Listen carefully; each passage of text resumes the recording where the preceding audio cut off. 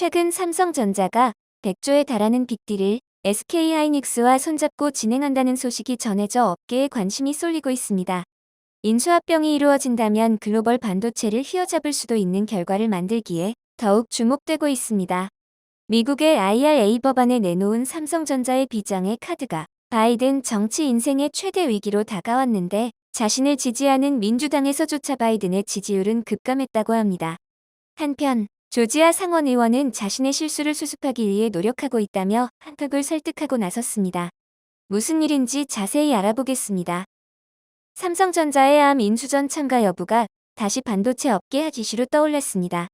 이전부터 지속적으로 거론되던 인수설이지만 이번엔 분위기가 사뭇 진지합니다.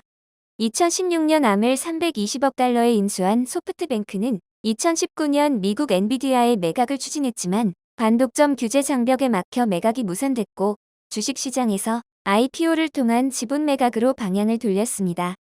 하지만 최근 글로벌 주식시장이 급락하면서 IPO 시장에 찬바람이 불고 있어 소프트뱅크 입장에서는 암 인수전에 관심이 있는 기업들과 접촉하는 게 시급한 상황이 되었습니다.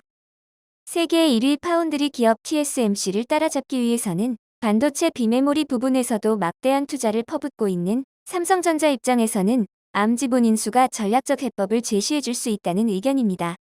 시장에서 언급되고 있는 암의 가치는 50조에서 70조 원으로 많게는 100조 원까지도 바라보고 있습니다.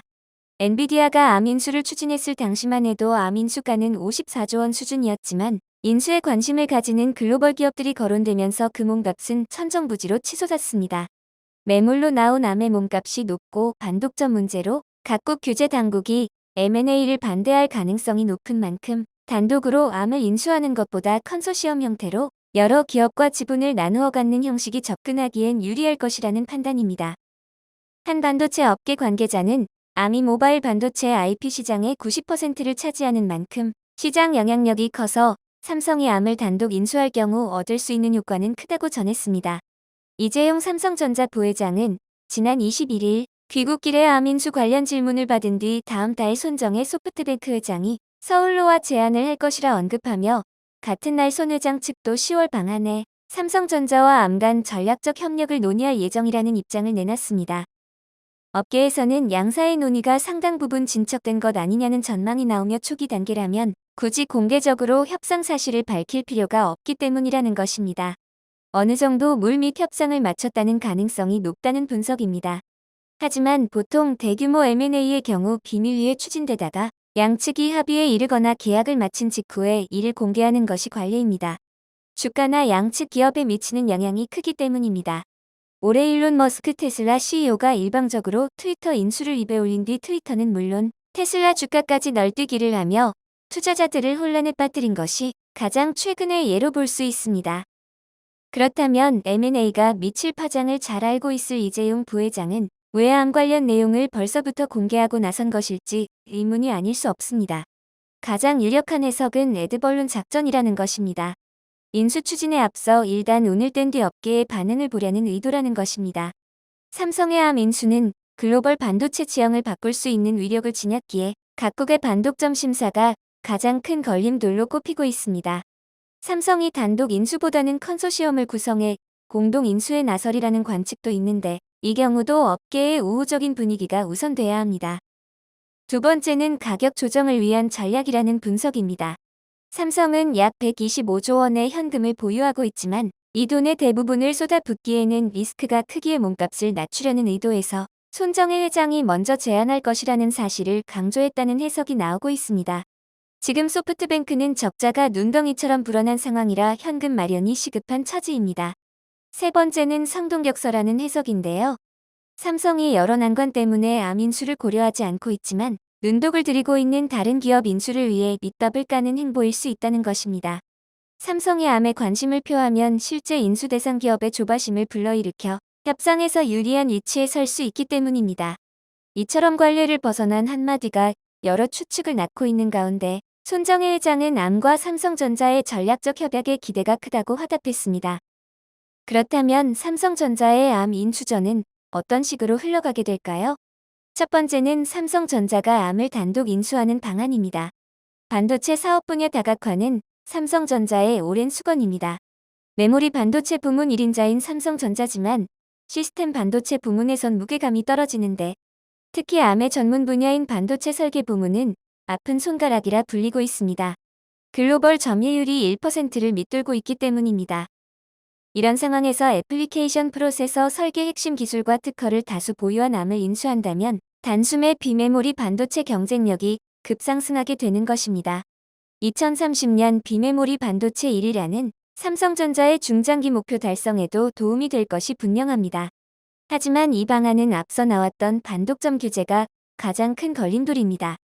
M&A를 추진하려면 이해관계가 있는 나라에서 반독점 심사를 받아야 하는데 이를 미국이 승인해 줄 리 없고 앞서 엔비디아가 실패한 사례를 보면 알 수 있습니다. 두 번째는 다른 기업들과 컨소시엄을 꾸려 공동 인수하는 방안입니다. 여러 국적의 회사가 함께 ARM을 인수한다면 반독점 규제를 피할 가능성이 높아지기 때문입니다. 가장 유력한 파트너는 미국의 인텔입니다. 이재용 부회장이 지난 5월 패케싱어 인텔 최고 경영자와 회동했는데 주요 외신들은 이 자리에서 양사가 컨소시엄 관련 논의를 했을 것으로 추측했습니다. 컨소시엄의 규모가 클수록 반독점 지위에 대한 의심을 해소하기 쉽기 때문입니다. 그래서 삼성전자는 인텔 외에도 SK하이닉스에 손을 내밀 수 있다는 관측이 나옵니다. 마지막은 관계 강화에 나선다는 것입니다.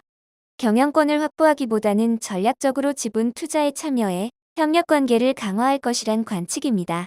지분 취득을 통해 자연스럽게 삼성전자의 영향력을 확대한다는 것입니다. 손 회장이 언급한 전략적 협력이 인수가 아니라 일부 지분 투자를 의미한다는 관측에도 무게가 실리고 있습니다. 이런 기사가 나오자 미국은 삼성과 현대를 반드시 잡아야 한다며 한국을 설득하고 나섰습니다. 라파엘 원옥 미 상원의원은 23일 옐런 장관에게 서한을 보내 IRA 시행 시 최대한 융통성을 발휘할 것을 촉구하며 미국산 전기차에만 보조금을 지급하는 IRA가 타국 기업을 차별할 수 있다는 우려를 적극 표명하며 현대차를 언급했습니다. 원옥 의원은 서한에서 현행 IRA하에서 현대차의 전기 자동차는 조지아주 새 공장이 완공될 때까지는 보조금 혜택을 받을 수 없다며 IRA 시에는 업체들의 부담을 주고 미국 내 전기차 시장의 공정한 경쟁을 막고 미국에 투자하려는 기업들을 방해할 수 있다. 이는 결과적으로 조지아주 노동자, 소비자에게 해가 될 것이라고 강조했습니다. 오는 11월 중간선거에서 재선에 도전하는 원옥 의원은 IRA 표결 때 찬성표를 던진 바 있습니다. 그의 선거 캠프 대변인은 자신의 실수를 수습하기 위해 노력하고 있다고 말했습니다. 현대차는 55억 달러를 투자해 공장을 건설하고 약 8,100명을 채용할 계획이었지만 IRA 법안의 바이오로 투자는 물론 일자리까지 잃어버리게 된 상황인 것입니다. 이에 원옥 의원뿐만 아니라 존 오소프 상원의원, 버디 카터 하원의원도 IRA법으로 한국산 전기차가 차별받아서는 안 된다며 의견을 밝혔습니다. 이어 현대차의 우려를 공유하고 있으며 대화를 이어나가는 중이라며 조지아주의 일자리가 위험에 빠지지 않도록 연방 차원에서 법을 조정하도록 계속 촉구할 것이라고 한국을 적극 설득하고 나선 것입니다. 지금 11월 중간선거를 앞두고 자신의 성과를 하루빨리 내보여야 하는 바이든의 입장으로서는 IRA 법안을 통과시키고 지지도가 일부 조사에서 잠시 회복세를 보였지만 차기 대선에 나서면 안 된다고 보는 주장이 민주당 내에서 과반을 넘는 것으로 나타났습니다. ABC 방송과 워싱턴 포스트가 공동 조사한 바에 따르면 민주당 지지자들의 35%만이 바이든 대통령이 2024년 대선에 다시 나서야 한다고 답했고 56%는 바이든이 아닌 다른 후보를 내야 한다는 주장이라고 보도했습니다. IRA 법안 이후 메이드 인 아메리카를 줄곧 외치며 잠시 지지율 상승을 보였던 바이든이지만 정작 해외 기업 죽이기라는 실상이 밝혀지자 주민들의 반발이 이어진 것입니다. 이번 EU 총합 연설에서 바이든은 미국과 중국의 경쟁에 대해 직접적으로 이야기하겠다며 우리는 갈등과 냉전을 추구하지 않으며 어떤 국가도 미국과 중국 중 하나를 선택하라고 요구하지 않는다고 밝혔습니다. 한국은 치포 동맹부터 선택하라는 강요를 받은 것과 다름없고 이번 IRA 법안에서 한국은 제외시키는 등 말의 앞뒤가 전혀 맞지 않습니다. 이에 한국이 다른 방안을 찾아 나서자 어떻게든 해내는 한국의 저력을 아는 이들은 다급히 한국과 기업 설득에 나선 것입니다. 40년 만에 닥친 인플레이션이 민주당의 선거를 어둡게 하고 있고 정작 자신의 표밭에서조차 바이든의 지지율은 급감하고 있으며 자신이 발의한 법안이 그의 정치 인생 최대 위기를 맞게 했다고 볼 수 있습니다. 분리할 수 있는 상황에서도 해결책을 찾아 나서는 한국 기업들의 행보를 응원합니다.